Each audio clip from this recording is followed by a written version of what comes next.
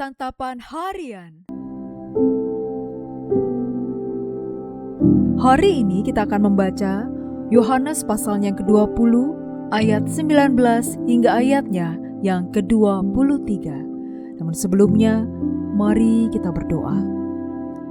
Bapa yang setia, saat kami membuka Alkitab, bukalah juga mata rohani kami untuk melihat kebenaran-Mu. Di dalam nama Putra Tunggal-Mu, Yesus Kristus, kami berteduh. Amin. Yohanes 20 ayat 19 sampai 23. Ketika hari sudah malam pada hari pertama minggu itu dan murid-murid berada di suatu tempat dengan pintu-pintu terkunci karena mereka takut kepada para pemuka Yahudi, datanglah Yesus dan berdiri di tengah-tengah mereka dan berkata, "Damai sejahtera bagi kamu." Sesudah berkata demikian, ia memperlihatkan tangan dan lambungnya kepada mereka. Murid-murid itu bersukacita ketika mereka melihat Tuhan. Kata Yesus sekali lagi, "Damai sejahtera bagi kamu. Sama seperti Bapa mengutus aku, sekarang aku juga mengutus kamu." Sesudah berkata demikian, ia mengembusi mereka dan berkata, "Terimalah Roh Kudus. Jikalau kamu mengampuni dosa orang, dosanya diampuni. Dan jikalau kamu menyatakan dosa orang tetap ada, dosanya tetap ada."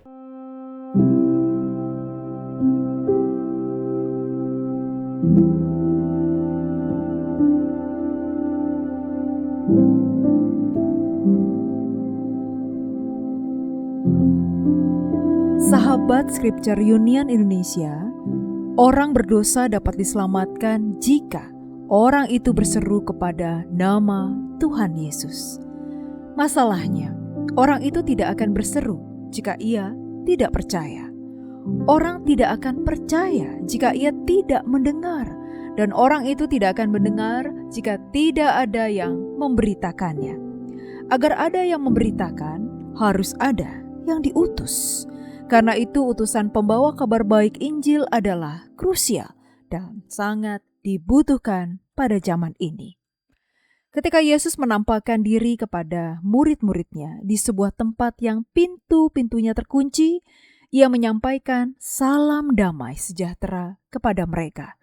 Kemudian memberikan pesan pengutusan dengan mengatakan bahwa sebagaimana ia diutus oleh Bapa, demikian juga ia mengutus mereka. Dialah yang memberikan Roh Kudus kepada murid-muridnya agar mereka mampu mengerjakan mandatnya. Kepada mereka diberikan hak istimewa untuk memberitakan kabar baik keselamatan kepada orang-orang berdosa, bahwa dosa mereka telah diampuni.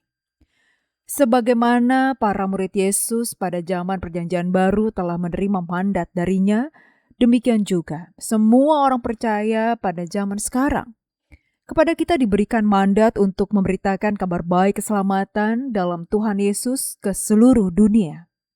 Ingatlah bahwa otoritas yang kita miliki untuk mandat ini berasal dari Allah sendiri. Kuasa yang menuntun dan memampukan kita bukan dari manusia, melainkan Roh Kudus. Kepada dunia yang ada dalam kegelapan, haruslah diberitakan bahwa pengampunan dosa terjadi hanya di dalam nama Tuhan Yesus Kristus. Dan hal itu terjadi melalui kuasa Roh Kudus yang dapat melembutkan hati yang keras untuk mau menerima Yesus sebagai Juru Selamat. Sebagaimana kita menjadi orang percaya, karena ada yang memberitakan Injil dan memperkenalkan Yesus kepada kita, biarlah orang-orang lain pun mendengar tentang Yesus dari kita, sehingga mereka percaya bahwa Yesuslah Mesias, Anak Allah, serta memperoleh hidup dalam nama-Nya.